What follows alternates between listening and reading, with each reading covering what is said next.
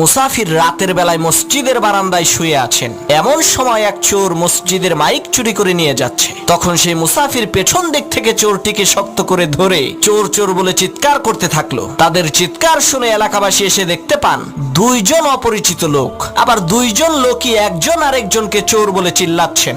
আসলে চোরকে সেটা তো আর এলাকাবাসী জানে না। তখন এলাকাবাসী এই দুইজনকে এলাকার মাতব্বরের কাছে নিয়ে গেল।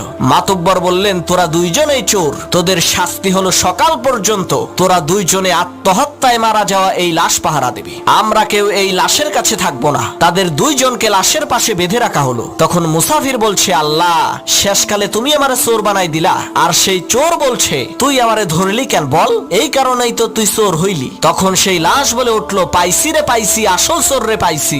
লাশের কথা শুনে চোর আর মুসাফির প্রচন্ড ভয় পেয়েছে। তখন লাশ বলে উঠলো, আমি মরি নাই, মরার ভান ধরেছিলাম আসল চোরকে ধরার জন্য।